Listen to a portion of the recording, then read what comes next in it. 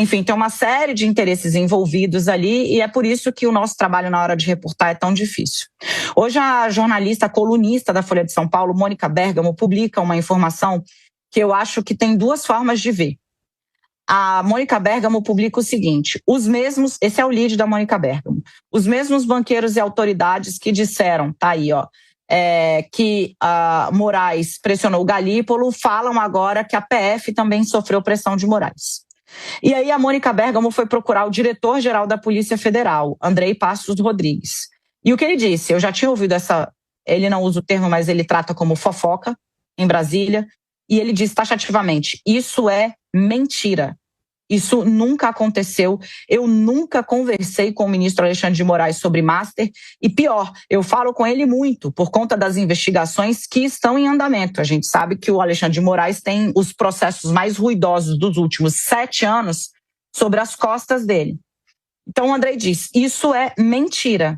E aí o que você tem? Você tem um ministro, o Estadão publicou ontem à noite que o Alexandre de Moraes e o presidente do Banco Central teriam se falado 6 vezes por telefone por iniciativa do ministro para tratar do Banco Master. O ministro solta uma nota dizendo: eu nunca falei com ele por telefone.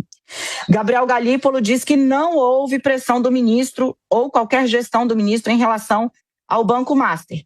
E aí você tem agora o diretor-geral da Polícia Federal dizendo taxativamente que o que está se falando é mentira, a palavra é dele, não é minha. Tem 2 formas de ler a notícia da Mônica Bergamo. A primeira é: nossa, mais um rolo. A segunda é: fontes não identificadas associadas ao mercado financeiro que vive uma guerra contra Daniel Vorcaro. E aí não tem santo nessa jogada. Eu já falei, a fraude do Master é brutal. Se o que está no Ministério Público, na peça que foi pedida pelo Ministério Público, a prisão do Daniel Vorcaro, for 100% verdade, aquilo ali é horroroso. Não existe mocinho nisso. O que existe é a maior guerra do mercado financeiro, do setor bancário das últimas décadas. E virou uma guerra que transpôs para a política. E que está começando a ser utilizada para, numa tacada só, se você vai considerar a narrativa de quem resolveu falar sobre sigilo, você precisa considerar o ministro do Supremo Tribunal Federal, que é vice-presidente do Supremo, o diretor-geral da Polícia Federal, Andrei Passos Rodrigues, e o presidente do Banco Central como mentirosos.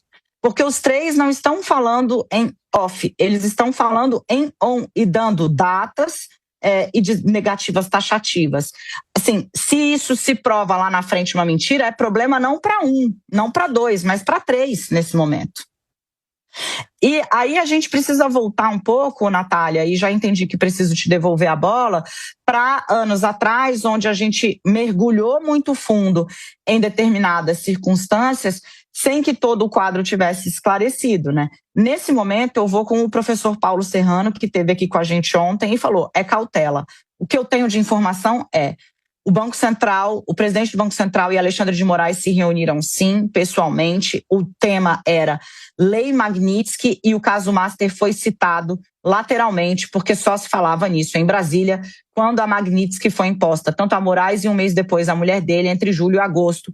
Era do que se tratava: vai autorizar ou não vai autorizar a compra do Master pelo BRB? Não foi o único que se reuniu, havia agentes bancários que não sabiam o que fazer com a conta de salário do ministro, que então estava sob a aplicação da Magnitsky. As reuniões tratavam disso, o Master foi citado agora. Longe, e a resposta que o Galípolo deu a quem perguntou a ele: teve pressão? Ele disse: é uma leviandade.